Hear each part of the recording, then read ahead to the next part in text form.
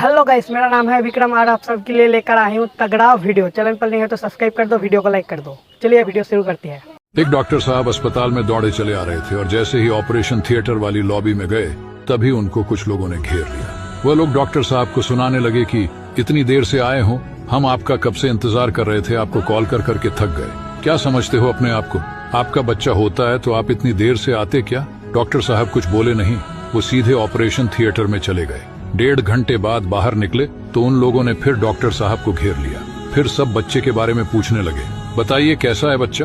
Doctor साहब ने कहा, ठीक है, जल्दी ही रिकवर हो जाएगा। जिस स्पीड से डॉक्टर साहब ऑपरेशन थिएटर में आए थे, डबल स्पीड से बाहर जा रहे थे। उन लोगों ने कहा, बात तो करो, अपने आप को समझते क्या हो? डॉक्टर साहब ने कहा, जो भी सवाल है उन सब के जवाब नर्स दे देगी, आप चिंता मत करो। डॉक्टर साहब चले गए। जब नर्स आई तो बच्चे की हालत बताने लगी। उन लोगों ने कहा, अरे बच्चे के बारे में मत बताओ, इस डॉक्टर का बताओ, ये डॉक्टर इतना घमंडी क्यों है? नर्स ने कहा, ऐसा मत कहिए, डॉक्टर साहब बड़े अच्छे दिल के हैं, आपको पता नहीं, आज उनके बच्चे का रोड एक्सीडेंट में निधन हो गया है। हमें तो लगा वो शायद नहीं आएंगे। हमने अपना फर्ज पूरा किया। हमने उन्हें बताया कि एक पेशेंट ऑपरेशन थिएटर में है। वो दौड़े चले आए और उससे तेज दौड़कर वापस गए क्योंकि शाम होने वाली है, उन्हें अपने बच्चे का अंतिम संस्कार भी करना है। वह लोग चुप हो गए। जीवन में कभी भी किसी के हालत को जाने बगैर उन्हें जज बिल्कुल भी न करें। वीडियो को लाइक करके हमें फॉलो जरूर करें।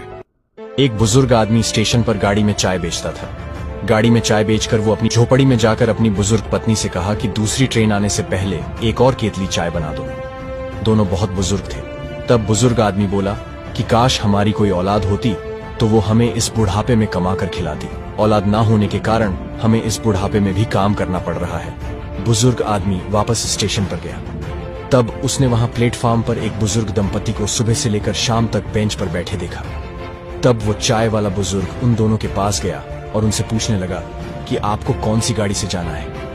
तब दंपति बुजुर्ग बोले कि हमें कहीं नहीं जाना है, हमें हमारे छोटे बेटे ने यहाँ एक चिट्ठी देकर भेजा है और कहा है कि हमारा बड़ा बेटा हमें लेने स्टेशन आएगा और अगर बड़ा बेटा ना पहुंचे तो इस चिट्ठी में जो पता है वहां आप पहुंच जाना। हमें तो पढ़ना लिखना आता नहीं है, आप हमें बस ये चिट्ठी पढ़कर ये बता दो कि यह पता कहाँ का है। तब चाय वाले ने जब वो चिट्ठी पढ़ी तो वो वहीं जमीन पर गिर पड़ा। उस चिट्ठी में लिखा था कि ये मेरे माता पिता है, जो इस चिट्ठी को पढ़े वो इनको पास के किसी वृद्धाश्रम में छोड़ आए। तब चाय वाले बुजुर्ग आदमी को समझ में आ जाता है कि सुख या दुख औलाद से नहीं मिलता। सुख दुख तो अपने कर्मों के अनुसार मिलता है। ना कोई औलाद सुख देती है, ना कोई औलाद दुख देती है। अगर आपके कर्म अच्छे हैं तो आप अकेले बैठे भी खुश रह सकते हो और अगर आपके कर्म बुरे हैं तो आप राजगद्दी पर बैठकर भी दुखी रहोगे। इस कहानी को सुनो, ये कहानी आपके जीवन को बदल देगी। गोवा से 2 दोस्त शहर आए। दोनों ने वहां खूब मेहनत की और एक होटल खोला।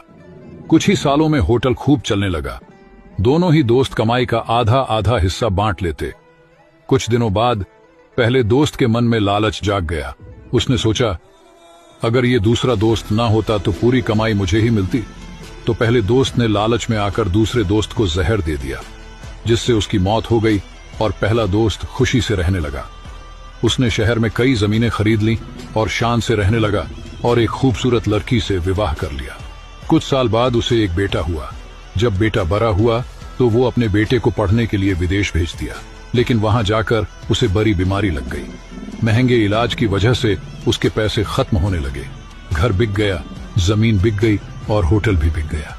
बेटे का अंतिम समय नजदीक आ गया तो उसने अपने पिता से कहा, क्यों पिताजी, मुझे पहचान पाए या नहीं? पिता ने कहा, हाँ तुम मेरे बेटे हो। बेटे ने कहा, नहीं, मैं तुम्हारा वही दोस्त हूं जिसे आज से 20 साल पहले तुमने मार दिया था। मैं तुम्हारा हिस्सा लेने तुम्हारा बेटा बनकर आया था। मेरा हिस्सा पूरा हुआ, अब मैं चलता हूं। कहानी की सीख, दूसरे का हक खाकर दूसरे को तकलीफ पहुंचाकर हासिल किए हुए सुख की कीमत ब्याज सहित चुकानी पड़ती है। बिजनेस ऐसे चलता है। हेलो शुभम भाई। हाँ बोल ऋतिक भाई, मैं ये कह रहा था कहीं घूमने चलते हैं। कहाँ? मनाली चलते हैं। तुम बस अपनी गाड़ी ले लो, बाकी सारा खर्चा मेरा। ठीक है भाई। हेलो राहुल, मैं यह कह रहा था मनाली चल रहे हैं घूमने, सारा खर्चा मेरा, गाड़ी भी मेरी, तू बस तेल डला दे, बाकी सारा खर्चा मेरा। ठीक है भाई, डन। हेलो हिमांशु भाई। हाँ मैं ये कह रहा था मनाली चल रहे हैं घूमने, सारा खर्चा मेरा, गाड़ी तेल सब मेरा है, तू बस होटल बुक कर दे अपनी तरफ से। ठीक है भाई, हो जाएगा। हेलो रितेश, यार मैं यह कह रहा था, मनाली चल रहे हैं घूमने, सारा खर्चा मेरा, गाड़ी, तेल, होटल सब मेरा। तू बस खाने का तू देख ले, बाकी सारा खर्चा मेरा। ठीक है भाई, डन। लो भाई, सांप भी मर गया और लाठी भी नहीं टूटी।